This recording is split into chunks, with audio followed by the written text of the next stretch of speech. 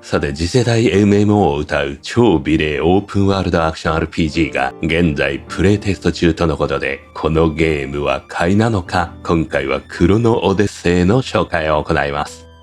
こちら時がテーマの近年のトレンドに沿って基本はしっかり抑えられた MMO です。まず MMO というとその昔を思い返す方もいることでしょう。廃人を生むジャンルの代名詞ともなったくらいで、あらゆるメディアで題材にされました。昔から遊んできた RPG が他の人と一緒に遊べ生活できるということで、皆初めての体験でもあり熱狂してハマったわけです。某漫画家の人が連載が止まると某 FF を遊んでるんじゃないかと言われたくらいです。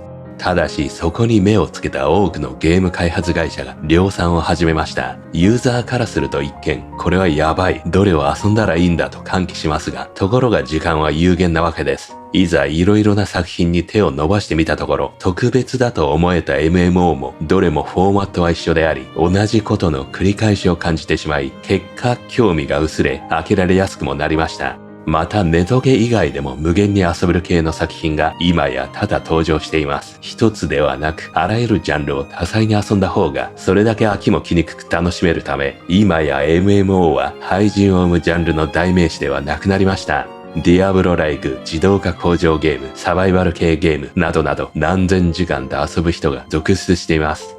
ということから MMO を以前は遊んだことがあるが近年は全く遊んでいないという方も多いことでしょう。特に MMO の戦闘はネット対応で他の人に作用するため、オフラインのアクション性の高いゲームと比べると劣る部分もありました。また基本プレイ無料系も多く、お金を払わないと快適に遊べなかったり、あるいは毎月支払う必要があったりとマイナスイメージを生んでもしまいました。しかし時は経ち、現代は事情が変わってきました。技術面が高まり、光回線が当たり前で、MMO なのに超高画質で、オフラインゲームと遜色ないアクション性が出せるようにもなっています。そのうちの一作品が今回のクロノオデッセイとなります。過去からあった MMO のフォーマットに従いつつも、現代基準の美術面やアクション性をネトゲとしてうまく落とし込んだ作品だと感じました。それでも MMO のあの流れを思い出すと、過去遊びすぎてもう触れたくない人もいるかもしれませんが、どれくらいそれを払拭できる判断材料があるかどうかとなるでしょう。というわけでまず第一として、クロノオデッセイは買い切り型であり、ペイトゥーウィンはなしを掲げています。今回遊んだ感じ、成長はすごい早い印象を受けました。MMO 系はひたすら上がりが渋いというのも特徴ですが、今作はおそらくさっと上がってエンドコンテンツを回し、そこで装備厳選を楽しむ形態なのかなとも思います。次にキャラクリが美男美女だらけで、体の各部位細かい調整が可能です。ということからコスメティックが課金要素であることは予想されます。自分の好みの容姿で遊べるというのはやる気や遊びたさにつながる一要素となります。それと戦闘面はネット上ではソウルライクの文字が見つかるくらいのアクション性の高さがあります。確かにソウルライクっぽい戦闘にはなっていますが、公式ではソウルライクは歌っていません。比較として本家エルデンリングが最近3人で遊べるローグライトを出しており、そちらをプレイするとクロノオデッセイはソウルライクとは異なる、もっと機敏に身軽に動けるゲームであることがわかります。そしてソウルライクは基本一体一体をじっくり裁くゲームですが、それをネトゲでやるともたもたして数を倒せなくなります。戦闘中他のユーザーもどんどんやってくるし、敵も大量にいます。確かに本家ソウルライク並みの戦闘バランスの MMO があったらそれは面白そうで売りになるでしょうが、クロノオデッセイの動作の軽さはソウルライクというよりかはソウルライトあたりでしょうか。ある程度スタミナ管理的なものは発生します。あとはボスが強いということからもソウルライクの名前が上がっているものと思われます。プロモーションムービーではボス戦がフォーカスされています。ただフィールド上にいる巨大ボスキャラは MMO よろしくみんなでワーワー言いながら殴れ、敵のターゲットが分散するためとても楽ちんです。その他戦闘で得られる感触はまんま MMO です。ノンターゲット式とはいえ古来よりある MMO の戦闘のため拒否反応がここで出てしまう人は仕方がないかもしれません。敵はどんどん湧くし他プレイヤーがそこらにいるという形態は MMO のジャンルそのものです。戦闘は近年よくあるスキルを連打する系にはなっています。武器は2つである程度いつでも瞬時に切り替え可能で、片方のスキルでデバフを与え、もう片方で強力な一撃を放つみたいなシナジーを考えることもできます。ただスキル使用コストはクールタイムのほかスタミナ的なものを使うため、少なくとも序盤はスキルだけを連打するゲームにはなりません。敵の攻撃をしっかりと避けながら攻撃する必要があります。弓やクロスボウはエイムできるため、マウスキーボードで遊ぶとより楽しめます。また今回は体験できませんでしたが、時がテーマであり、それを活かした戦闘が可能です。敵や自分の動きをゆっくりにしたり、体の位置を巻き戻したり、過去倒したボスキャラを召喚したりできます。この時を活かしたゲーム性が高まると、唯一無二さも増えそうです。次に何でも熟練度システムを採用しています。武器を使えば使うほど武器経験値が溜まり、武器レベルが上がればその武器のスキルポイントを得られます。それと生産用の職業はありませんが、生産職の作業内容は全部行います。木を切れば伐採経験値、岩を砕けば採掘経験値が上がります。どんな行動をとっても成長を実感できるため、これは大変面白いポイントです。戦闘はせずに生産活動だけで遊べるかはわかりませんが、取引システムがあるため、そこで物を作ってお金を稼ぐことはできそうです。強力なバフを与える料理やら強い装備を作るとかです。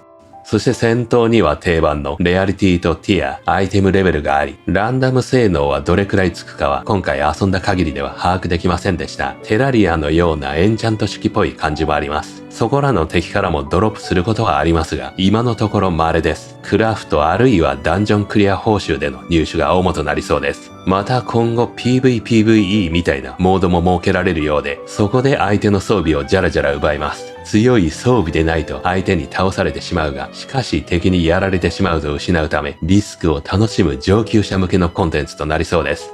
あとは一点、これは多くの人に嫌われそうなものがあります。ラビリンスという 3D プラットフォーマーダンジョンです。ひたすら足場から落ちないように先に進む迷路です。落ちたらまた初めからです。これをアクション RPG やハクスラゲーに組み込むと批判の声が漏れなく上がります。ダークソウルのあのルロンド形態ならわかります。敵を倒すこととセットになっているためです。しかしイライラ部分だけを抽出してしまうと危ういです。それでも導入するのには何か理由はあるかと思うため、今回のテストでユーザーからどういう反応があったか次第となりそうです。といった具合にクロノオデッセイは古来よりあるフォーマットに従いつつ、美術面ゲーム性においてこれぞ近代の MMO とも言える高水準の作品となっております。MMO を全く知らない人にはかつて社会現象ともなったジャンルを知れる超面白いゲームとなることでしょうし、高品質さから言えば久しぶりに MMO を遊んでみたい人、あるいは MMO が好きな人には断然おすすめの作品となっております。今後またプレイテストが行われるかもしれず、よりゲーム性も洗練される可能性があるため、気になる方はチェックしてみてはいかがでしょうか。リリース日はまだ未定で、対応プラットフォームは PC のほか PS5、Xbox となっております。というわけで一体どんなゲームシステムなのか、実際にプレイした様子をギュッとまとめたので、どうぞご覧ください。それでは始めていきましょう。クロノオデッセイ。さあ、まずはクラス選択。6人いるのかな？一番左はソーサラ、魔法使い。現在使用できません。デモ版では誰が使えるんだ？ 2 人目、アサシン。この利用できない。バーサーカー。これ使えそうだね。パラディン。デモ版では使えません。レンジャー。弓使いか？エルフだ。これいいな、これ。エルフにしようかな。剣士。これも使えるっぽいね。よし、エルフにしよう。武器は弓にクロスボウ、レイピア。さらに、プリセット選択。エルフとは限らないんだ。大まかな見た目を設定できるっぽいね。キャラクターのカスタマイズ。かなり細かくできそうですね、これは。装備した時のイメージ。これを見れるんだね。かっこいいね。どれも。さあ、始まりましたが、まずは通常攻撃。レフトクリック。フリーエム。さらに、ロックもできる。ライトクリックでエイムかな？この野郎。抜きなり倒してやろう。長押ししてるだけで、振り絞りますね、右クリックは。あとはロックオン。弱点判定はあるのかどうかですが、矢が不足している。どうすりゃいいんだ？矢は勝手に補充されんのかな？どこだ？ダッシュはないのかな？シフトはどっちっぽいね。で、オレンジ色のゲージが、スタミナかな？森を抜けると、どこ？こっち合ってんの？全然なんかあるように見えないよ。いや、これが遺跡なのか。すごいな。なんかいそうだけど。あ、でかい。ドラゴンみたいなのが。周りに敵いるけど。無視していいの？すごい展開だ。あら。矢はどうなってんだ？あ、やっぱり矢は画面中央左にありますね、アイコンがね。自動で補充されるっぽい。で、なんか動いてるけど。地形もなんか生きてるみたいですね。乗り物は T である。よっ。おお。特殊アクション、シフト、武器スキル1使ってみようか。1使ってみましたが、2は2はなんかため打ちだね。どれもクールタイム式かな。いや、魔力みたいなの使ってるね。青色ゲージ。で、この魔力は、時間で回復するようだね。暗い。3は、拡散やかな。で、4。おお。ジャンプしてから嫌か。剣も使ってみようか。よっ。うわあ。危ない。炎の上に行くと、炎症ダメージとかありそうだね。ライトクリックは、月攻撃っぽいな。これはなんか動きが、どうなってんだこれ。時間が止まってるように見えるけど。武器スキル1。さらに2。お、カウンターかな、2は。3で、範囲攻撃。さらに4だ。暗い。おお。なんか打ち上げ技のように見えるね。で、スキルのクールタイムは、もう片方の武器を使ってる間でもカウントダウンされますね。そう、どこにやってきた？他のプレイヤーもいますね。あ、みなりが。一番初めな感じだね。なんか拾った。ポーションをクイックスロットに設定する。装備画面ですね。これを消費アイテム。ポーションにもレアリティとかあるっぽいけど。ティア1、コモン、レンジャー、アイテムレベル。ここら辺どれくらい出るかですね。ゲーム中に。あ、もう戦闘が始まってる。よし、撃て。ああ、もう他のプレイヤーと一緒に戦う感じなんだ。そう、弓のレベルが上がりましたね。武器熟練度 K。武器を使うと、スキルポイント得られるの。弓、ポイント1か。どれが期待よ。輝くや、ため打ち。どれがいいんだ？狙い撃ちっていうのはこれ、自分でエイムのことかな。それ取ってみた。これね、これの威力上がるっぽいよ。防具を装着する。さあ、新しい防具。薬用紙のチュニックね。こっちはクロスボウか。クロスボウ使えんの？装備できますね。クロスボウを使えばじゃあ、クロスボウのね、熟練度とか上がんのかな。ライトクリックはすごいな、これ。熟練度あるね。エイム自体がありませんね、クロスボウには。お、すげえ。連射力がすごい。お、強い。クロスボウ。なんかすごい強い感じがする。おお。クロスボウ熟練度アップ。とりあえずこれ取ってみるか。連射姿勢。よっ、敵だ。連射姿勢。お、このアフレなんだ。あ、すごい。この間にいっぱい撃てる。6ターゲットしながら、ライトクリックを押すと、いろんな方向にアクロバティックに飛びますね。タブで、調律選択？なんだ調律って。C で、手がかりを探す。調律という技を使ったのかな、今。で、あっちに行けって言われてる？道しるべの技みたいな感じなのかな。これ落下大丈夫？あー、ダメだったー。高いところから降りてもダメですね。あれ？キャラクター変わってない？髪型がなんか短くなってんだけど。何起きた？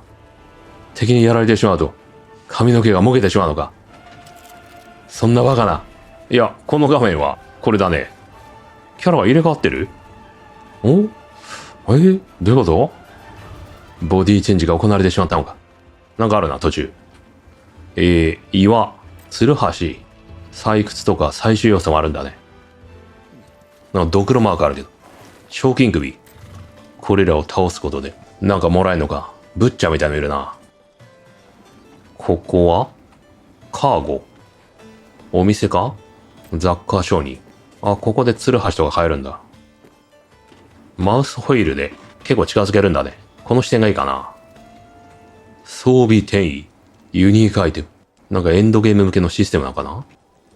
強化。装備強化ができる。分解。不要品を分解するのか。これにワークベンチがあるっぽいけど。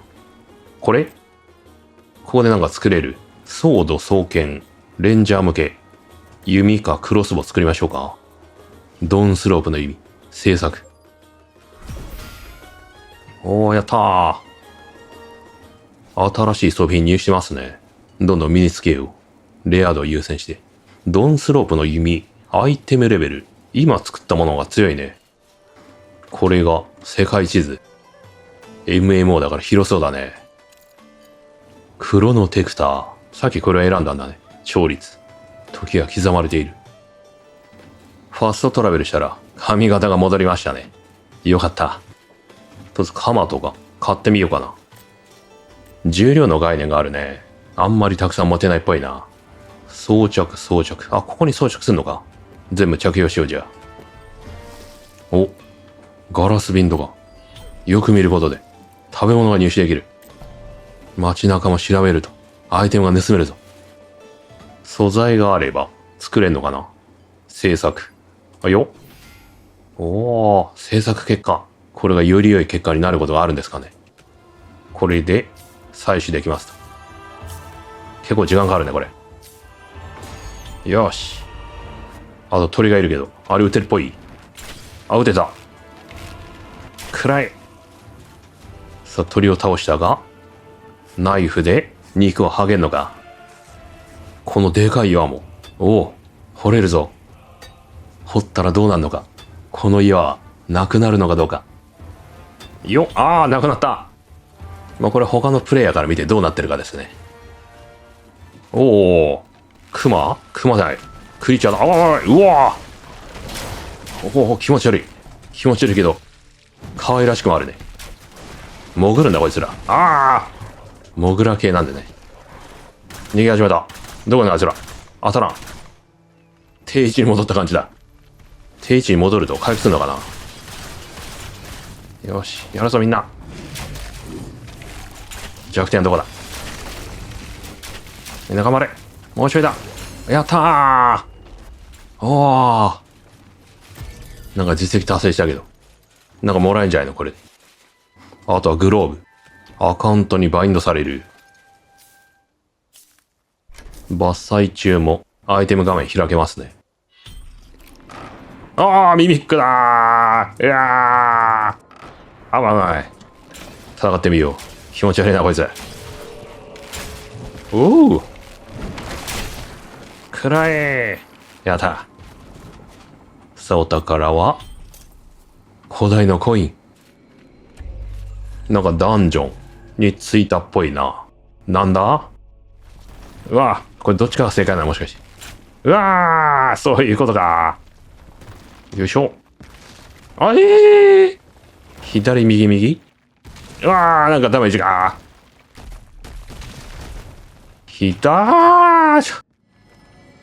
あれはなんだ。レベルが全然足りませんね。で、これらを得られますと報酬として、着用可能レベル25。まあ、ダンジョンクリアすることで、ランダム性能がついた装備、それが入手できるって話かな。まあ、ネトゲではよくありますね。なんか指名手配とかありますね。悪さもできんのかな。実績。生産に関しても、熟練度みたいなのありますね。